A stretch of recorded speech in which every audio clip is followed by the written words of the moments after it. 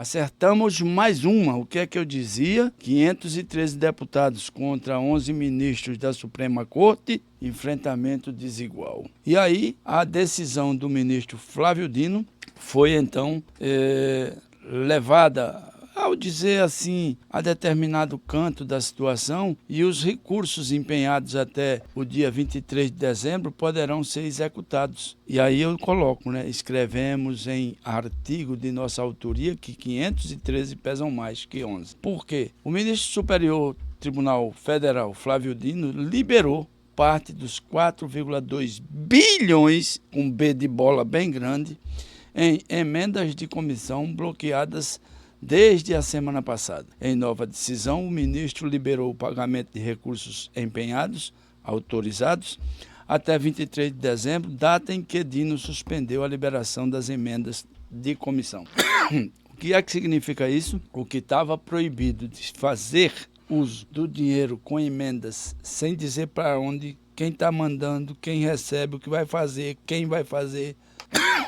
Nada disso esclarecido, e era por falta dessas informações que as emendas foram suspensas. Acabou que a Câmara Federal enviou um ofício na sexta-feira, um prazo limite para a arguição de alguma coisa, e não deu pé para Flávio Dino. Teve que abrir mão da sua decisão, dando justificativas de que tudo é em nome do pagamento para terceirizados que participam do governo federal, através de contratos de prestação de serviço para as secretarias de saúde de estados e municípios e outros terceirizados que são contratados por órgãos públicos e que, aos olhos dele, não deveriam ser penalizados com a suspensão desse dinheiro, que terminaria em não pagamento para os trabalhadores.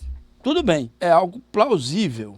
Mas por que não foi visto antes? Por que não foi visto antes? Por que fazer esse jogo de empurra, essa quebra de braço, esse tiroteio, bala para lá, bala para cá, se sabia que ao final do campeonato, que eu digo campeonato aqui, ao final do tempo, iria liberar? É essa questão que eu digo, desmoraliza-se instituições no Brasil com a maior facilidade.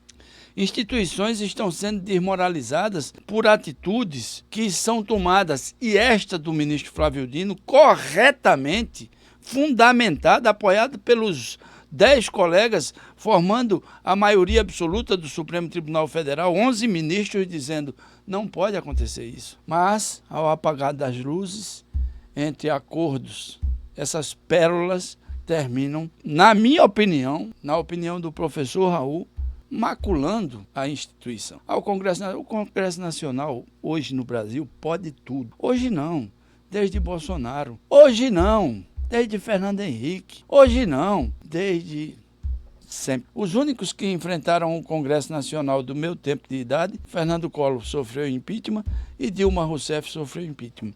E depois foi dito por juristas de alto gabarito do Brasil que Fernando Collor e Dilma Rousseff foram julgados politicamente e não por ato de corrupção. Fernando Collor, o Supremo Tribunal Federal, investigou tudo e disse só tem uma Elba na casa da Dinda, e a Elba era uma Elba da Chevrolet, nem a Elba Ramalho era uma Elba da Chevrolet, da Fiat, perdão, o Eduardo está me corrigindo aqui. Um carro que rodou um ano e saiu de linha, porque o bicho era complicado, E aí eu digo, uma Elba que nem Ramalho era a da Fiat. Preste atenção. A Dilma sofre impeachment e depois é dito o que se considerou uma pedalada fiscal.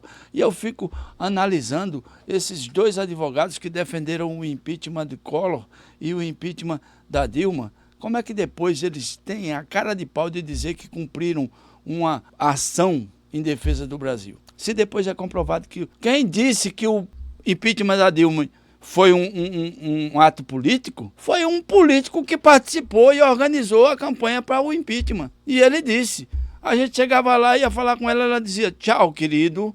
E aí a gente foi se juntando e juntamos e derrubamos a presidente. Então, é muito fato concreto que no Brasil o presidencialismo é apenas uma ilusão, uma brincadeira de criança. Na verdade, nós estamos vivendo o que foi definido pelo ministro Flávio Dino, um sistema de governo singular, único no mundo. onde nem é parlamentarismo, não é presidencialismo, não é presidencialismo branco, não é parlamentarismo branco, não é pseudo-parlamentarismo, não é nada, é o único no país.